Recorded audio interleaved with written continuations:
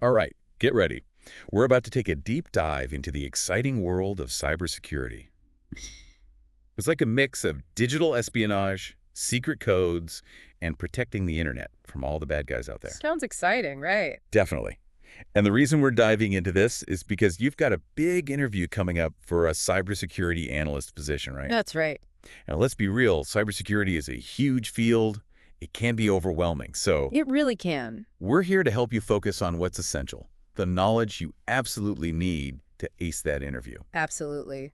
You've got this amazing resource, a whole set of 30 common cybersecurity analyst interview questions and answers. Oh, wow. And they were put together by a certified career coach, so you know they're the real deal. That's fantastic. So we'll break those down, make sure you understand the core concepts, and by the end of this, you'll walk into that interview feeling confident and ready to impress. Cool. Okay, so let's dive right in. Cybersecurity fundamentals. Our source material starts off with the CIA triad. Now, I know what you're thinking, spies and secret agents. Right. Well, it does sound a bit mysterious, doesn't it? Yeah. But it's actually the foundation of cybersecurity. The CIA triad stands for confidentiality, integrity, and availability. These are the three pillars that support any secure system. Okay, I'm all ears. Break it down for me. Yeah. How do these pillars actually work together in practice? All right, think about online banking. We all use it, right? It has to Yeah. be secure. So confidentiality is like a digital vault. It protects your account balance, makes sure no one else can see it. Then there's integrity. Uh-huh. That means the bank's systems are solid. No one can mess with your funds. And finally, availability. Right. That ensures you can access your account anytime you need to, no annoying downtime. Wow. That's a really clear way to think about it. Yeah. You took these kind of abstract concepts and made them really concrete. Super helpful. And, you might get asked about the CIA triad in your interview. Having a real-world example like online banking will really make an impression. Definitely. So, moving on from the CIA triad, the source material also talks about something else. Threat, vulnerability, and risk. They get thrown around a lot in cybersecurity, but they're not all the same thing, are they? Not at all. It's super important to understand the differences. Yeah. Think of it this way. A threat is anything with the potential to cause harm. A hacker, malware, even a natural disaster, anything that poses a danger. Oh, I see. Like a villain in a spy movie, just waiting for the right moment to strike. Exactly. Now, a vulnerability. Think of it as a weakness, a crack in your defenses that the threat could exploit, like a software bug, a misconfigured server, or even a weak password. Ah, so it's like the opening that the threat uses to get in. Yeah. And that brings us to risk. Right. Risk is all about how likely it is that a threat will actually exploit that vulnerability, how exposed you are. It takes into account both the probability of an attack and how much damage it could cause. That's a really good point. So you're not just trying to stop every single threat out there. You're figuring out which ones are the most likely to happen and could cause the most damage, and then you prioritize your defenses accordingly. Exactly. Strategic thinking. That's key for any cybersecurity analyst. For example, if a company has a vulnerability in their software and it could expose sensitive customer data, that's a high-risk situation. You need to fix that right away. Oh, that makes me think of that story in the news recently about that software company that had that massive data breach. Oh, yeah, the one where hackers stole millions of customer records. Yes, that one. They had a vulnerability that hackers exploited, and the risk of that happening must have been enormous. They were handling really sensitive information. Absolutely. It's a textbook example of how threat, vulnerability, and risk are interconnected. It also shows why cybersecurity analysts are so important. They're the ones who understand these concepts and put measures in place to protect organizations from those attacks. Absolutely. And speaking of those essential skills, let's move on to what our source material calls essential skills and tools. One of the points that really jumps out is the importance of staying up to date. That's because the world of cyber threats is constantly changing. New vulnerabilities are discovered all the time, hackers are coming up with new techniques, and the technology itself is always evolving. Yeah, it's like a never-ending arms race, right? Exactly. So cybersecurity analysts, they have to be on top of it all. They attend conferences, participate in online forums, read industry publications. They're constantly learning. Oh, I bet there's some crazy statistics about how fast the cyber threat landscape is changing. Oh, there definitely are. Did you know that there's a new ransomware attack launched every 11 seconds? Every 11 seconds? That's wild. I can't even imagine. It's estimated that cybercrime will cost businesses worldwide $10.5 trillion every year by 2025. Wow. Those numbers are terrifying. It really underscores the importance of having skilled cybersecurity analysts who can defend against these attacks. Speaking of defense, our source material mentions SIME tools as a crucial part of the analyst's toolkit. What exactly is a SIME? So SIME stands for Security Information and Event Management. It's basically a central command center for cybersecurity. Imagine a giant dashboard with alerts coming in from everywhere, firewalls, servers, intrusion detection systems, everything. That's what a SIME does. It collects tons of data and helps analysts make sense of it all. So it's not just about collecting data. It's about filtering through all that noise to find the real threats. Exactly, like a detective piecing together clues, right? hmm SIMEs use really advanced analytics and correlation rules to identify patterns and anomalies that could point to an attack. Oh, wow. This helps analysts decide which alerts are most important so they can respond quickly and effectively. That sounds incredibly powerful. Yeah. Speaking of effective defenses, our source material also talks about defense in depth. Oh, What's yes. that all about? It's a security strategy based on using multiple layers of security measures. You create a really strong defense. Think of a medieval castle. Multiple walls, moats, guard towers. Even if an attacker gets past one layer, there are more waiting. So it's like, don't put all your eggs in one basket. Yeah, Create a system where even if one part fails, you've got backup. exactly. It could include everything from basics like strong passwords and firewalls to more advanced things like intrusion detection systems, data encryption, regular security audits. And of course, one of the most important layers is training employees to be security aware. That is so true. I remember reading about this hacker who actually got into a company's network just by calling an employee and pretending to be from IT support, tricked them into giving up their password. Oh, yeah. Huh? Social engineering is a real threat, and it Hmm. shows how important the human element is in all of this. We'll get more into that later, but for now, let's talk about the different types of cyber attacks. All And right. we'll start with one that I bet you're familiar with. Phishing. Phishing. Yeah. I think we've all gotten those shady emails promising us millions of dollars or threatening to shut down our accounts. But in the context of cybersecurity, what exactly is it? So phishing is basically a type of social engineering attack where hackers try to trick you into giving them sensitive information like your passwords, credit card numbers, or even access to your devices. So like a fisherman casting a line with bait, hoping someone will bite. That's a great analogy. Phishing attacks often come disguised as emails or text messages that look official, like they're from your bank or a government agency, but they're not. They're designed to steal your information. Yeah, I know. And they're getting so sophisticated that it can be really hard to tell the real ones from the fake ones. It really can. That's why it's so important to be super careful. Double check the sender's email address, hover over links before you click them, and never open attachments from senders you don't know. And if anything seems off, even a little bit, trust your instincts. Great advice. Okay, let's move on to another type of attack. This one sounds terrifying. Ransomware. Ransomware is nasty. It's basically malware that holds your data hostage. It encrypts your files, makes them totally inaccessible, and then demands a ransom, usually in cryptocurrency. They'll give you the key to unlock your files if you pay up. So it's pay up or lose all your files, your photos, your documents, everything. That's it. It's a serious threat, and it's becoming more and more common. They're even targeting hospitals, schools, government agencies. Really scary stuff. So we've got phishing, ransomware. What's next? Let's talk about DDoS attacks. Distributed denial of service. Oh, I've heard of DDoS attacks, but I'm not really sure what they are. Imagine a website or an online service being flooded with so much traffic from tons of different sources that it just crashes. Thousands, even millions of computers all trying to access it at the same time. Like someone's turning a fire hose on a website. Exactly. The goal is to make that website or service unavailable. Oh, wow. These attacks can be really disruptive. Websites can go offline, businesses lose money, and even critical infrastructure can be affected. And how do they generate all that traffic? They usually use a network of infected computers called a botnet. They control these computers remotely and use them to launch a coordinated attack on a target. So it's like having an army of zombie computers under your command. That's terrifying. But there must be ways to defend against these attacks, right? Of course there are.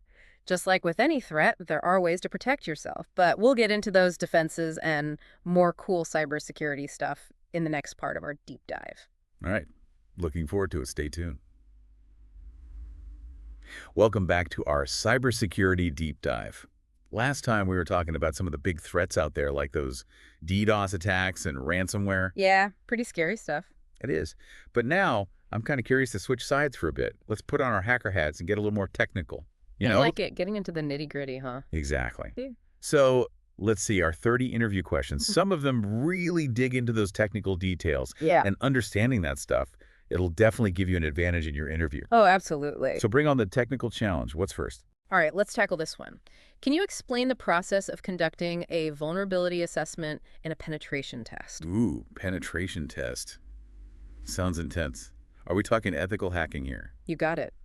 Ethical hacking is a vital part of cybersecurity. Think of it like a controlled fire drill, but for your network. So, in a vulnerability assessment, you're basically doing a security checkup, looking for any weak spots, potential vulnerabilities in the system. Okay, so you're identifying those weak points, but what about the penetration test? What makes that different? A penetration test, or pen test, takes it a step further. It's like, okay, we know there might be weaknesses. Now let's see if we can actually exploit them. Ethical hackers will try to break in using the same techniques as real attackers. The goal is to find those vulnerabilities before the bad guys do. So they're actually trying to hack in, for real. Yep. That's the best way to know if your defenses really work. And the information you get from a pen test is super valuable. Imagine being able to tell your interviewer that you understand how important it is to test your defenses proactively. Shows you're thinking ahead. That's a great point. Okay, let's move on to another technical question. This one's from our list too. What is the purpose of an intrusion detection system, IDS, and how is it different from an intrusion prevention system, IPS? Ah, good one. These are both super important for any cybersecurity strategy. An IDS is like a security alarm for your network. It's always watching, monitoring traffic and system activity, looking for anything suspicious. Like it's constantly scanning for anything unusual, someone trying to break in, access data they shouldn't be looking at. Exactly. And if the IDS detects something fishy, it sends out an alert, letting the security team know something might be wrong. But it doesn't actually stop the attack. Nope, that's where the IPS comes in. The intrusion prevention system is more proactive. It's like a security guard that can actually intervene. It sits right in line with the network traffic and can block or drop malicious packets, stopping them from reaching their target. So the IDS is the alarm and the IPS is the action. Like a security system that not only detects a break-in, but also calls the cops and maybe even sets off some kind of defense mechanism. You got it. Powerful combo, right? Can really make a big difference for an organization's security. Okay, makes sense. Let's talk about something that's super relevant for your interview, I think. What are some best practices for securing network devices like routers and switches? Right, those are the basic building blocks of any network, right? So securing them has got to be important. Absolutely. Routers and switches are often overlooked, but they're crucial. So, best practices, first and foremost, change those default passwords. You wouldn't believe how many devices are out there with their original easy-to-guess passwords still in place. It's like leaving the keys in your car. Exactly. Hackers love those default passwords. It's an easy way in. Always set strong, unique passwords for all your network devices. Got it. Strong passwords check. What else? Next, disable any services or ports that you don't need. Every open port is a potential entry point for an attacker. Minimize the attack surface. Think of it like you wouldn't leave every door and window in your house unlocked, right? Yeah, definitely not. Close those digital doors and windows for sure. And speaking of closing things up, keep those firmware updates coming. Just like with your computer software, network devices need updates to fix vulnerabilities and stay protected. Okay, so regular updates. Got it. What else should we be doing? Logging and monitoring, so important. Network logs are like a history of what's been happening. They can help you detect and investigate security incidents. And monitoring the network traffic, well, that can help you spot unusual patterns that might point to an attack, like having a security camera that records everything. Wow, so securing network devices is like a multi-pronged approach. Strong passwords, close those ports, regular updates, constant vigilance. No wonder cybersecurity analysts are in such high demand. You're telling me. They have to think like both the attackers and the defenders to do their jobs well. Speaking of evolving threats, what about cloud security? More and more organizations are moving their stuff to the cloud, and that brings a whole new set of challenges. Yeah, cloud security is a hot topic for sure. So what are some key things that cybersecurity analysts need to think about when it comes to protecting cloud-based infrastructure and applications? First things first, you've got to choose a reputable cloud provider, one with a strong security track record. Do your research, make sure they've got robust security measures in The place. due diligence is key. Mm. But what about after you've chosen a provider? What then? Then it's all about understanding the shared responsibility model. Basically, the cloud provider is responsible for securing the underlying infrastructure, like the physical servers, the network, the data centers, but the customer is responsible for securing their own data and applications within the cloud. So it's like a partnership, right? The provider provides the foundation and the customer builds on top of that. Exactly. That means things like strong access controls, data encryption, regular backups, and continuous monitoring for threats. So a lot of the best practices we've already talked about, they apply to cloud security too, right? Absolutely. Strong passwords, access controls, monitoring. The fundamentals are the same, but how you apply them might be different depending on the environment. Okay, that makes sense. Now let's shift gears a bit and talk about something that I think is really important for your interview. Can you describe a time when you had to respond to a security breach or incident? What steps did you take to mitigate the issue? I know you've got a lot of experience in this area, so I'd love to hear how you approach this in real life. That's a classic interview question, and for good reason. Incident response is a big part of a cybersecurity analyst's job. It's all about knowing what to do when something bad happens, reacting quickly and effectively to minimize the damage. Believe me, security incidents will happen. So you're like a first responder for the digital world. Exactly. And that's why having a solid incident response plan is crucial. It's like a playbook for those security emergencies.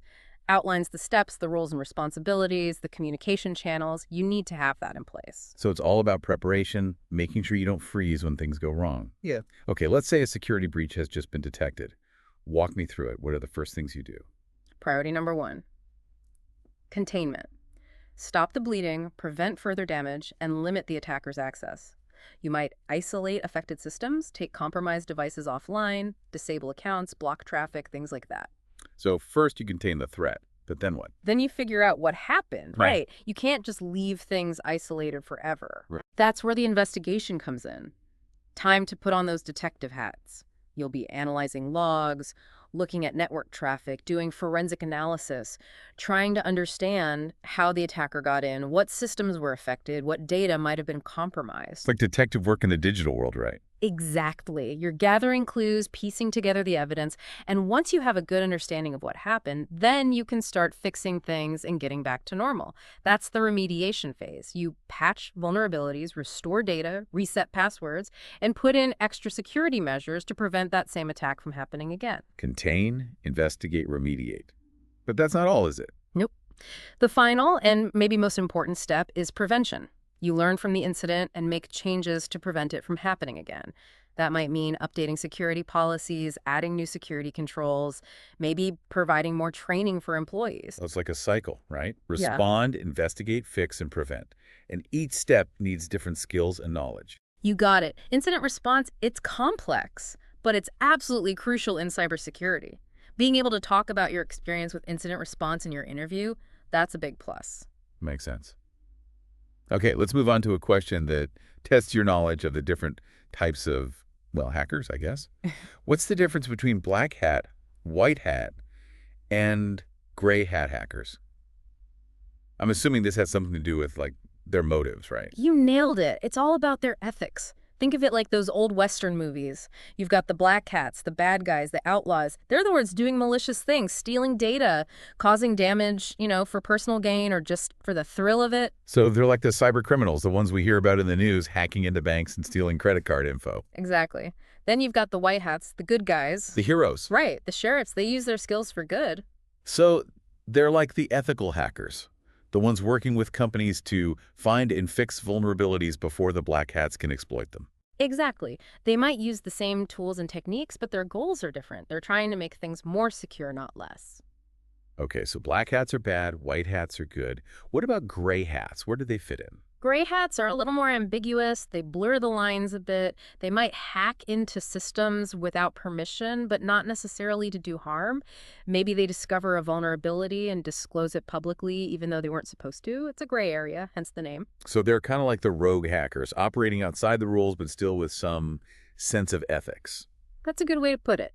Sometimes they can be helpful, but their methods aren't always, completely above board. Interesting. Okay, now let's dig a little deeper into a type of attack we talked about earlier.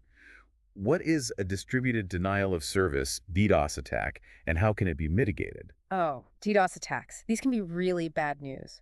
Remember the analogy with flooding a website with traffic? Imagine a fire hose aimed right at a website or online service, just overwhelming it with so many requests that it crashes and can't be used. Okay, that makes it a lot clearer. And we talked about botnets being used for these attacks, right? Right. Attackers often use a network of infected computers, a botnet, to generate all that traffic. So it's like a coordinated attack coming from multiple sources, making it harder to defend against. Absolutely. But there are ways to mitigate these attacks. One common approach is to use a DDoS mitigation service. These companies, they have special infrastructure and know how to absorb and deflect all that attack traffic, protecting their clients. So it's like a shield to protect your website from the botnet army. Exactly. Other techniques include things like rate limiting, controlling the flow of traffic, filtering traffic from suspicious sources, and using a content delivery network, CDN, to spread the load across multiple servers. So it's a layered defense approach, just like we talked about earlier. Yep, exactly. There's no one-size-fits-all solution in cybersecurity. You need to understand the different attacks, the different defenses, and how to tailor your approach. Okay, let's shift gears again and talk about something else that's crucial. Explain the importance of patch management in maintaining a secure environment.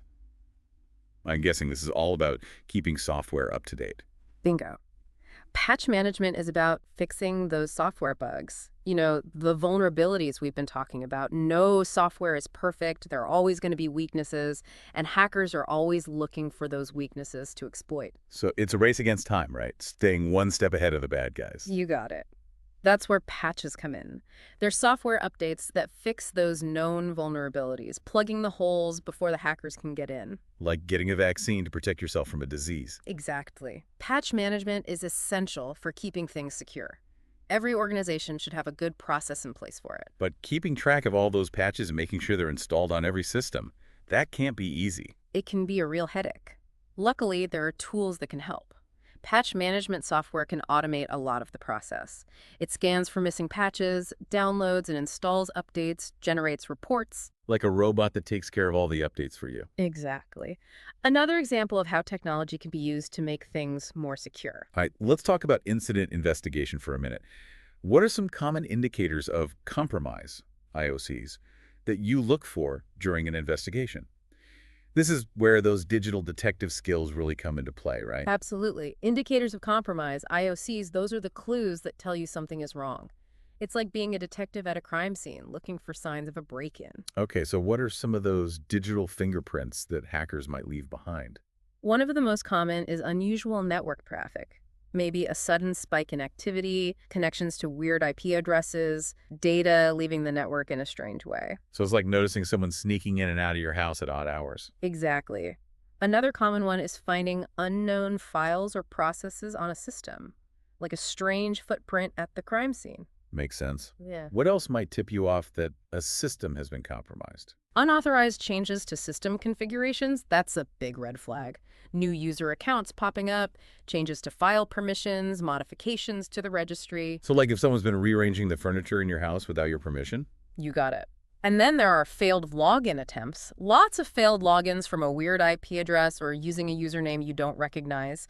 That could be a sign someone's trying to brute force their way in.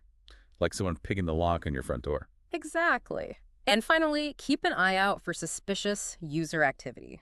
Maybe a user accessing files they don't normally need, changes in their login patterns, an increase in uploads or downloads, anything out of the ordinary. So it's all about looking for those deviations from the norm, anything that seems off. Right. And the more of these IOCs you find, the more likely it is that a breach has happened. Okay, let's shift gears one more time and talk about risk.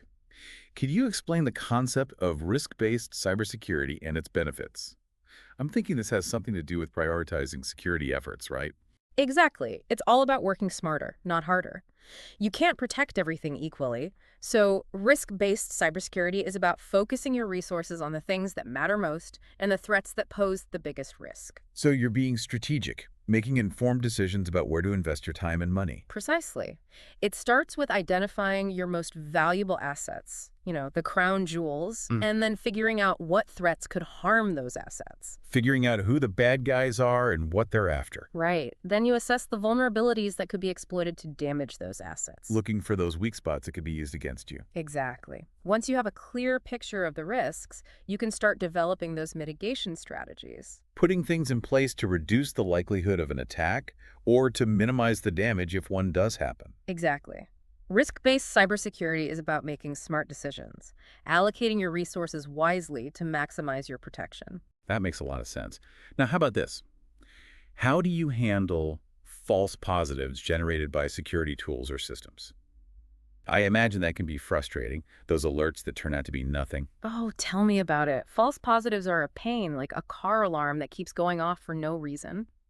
And they can be distracting too, right? Taking your attention away from the real threats. Absolutely. You get alert fatigue where you start tuning them out because you're so used to seeing false alarms.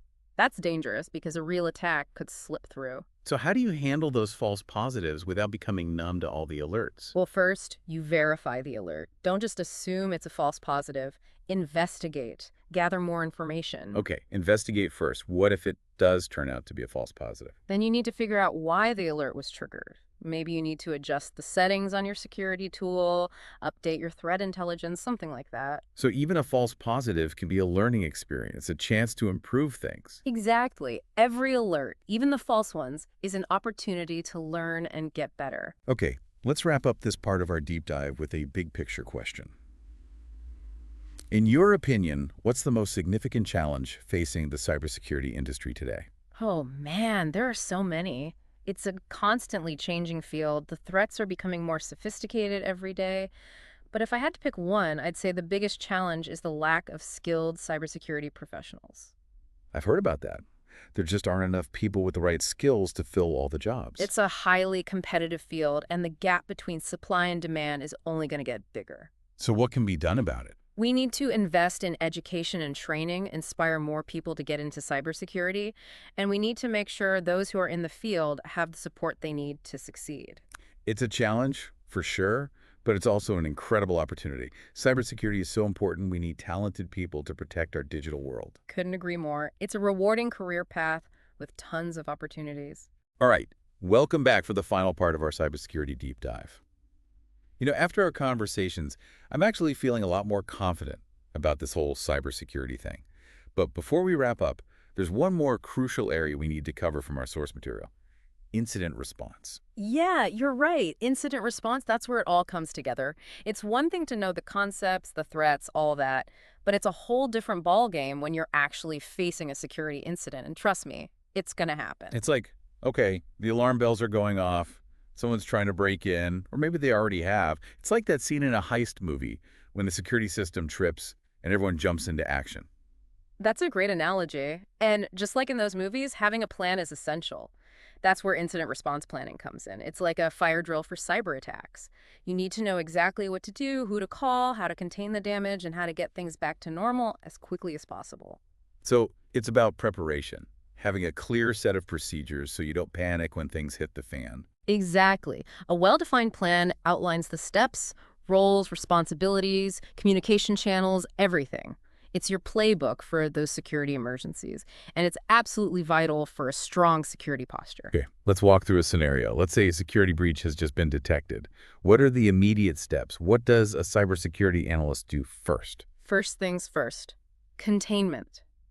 Stop the bleeding, prevent further damage, limit what the attacker can access.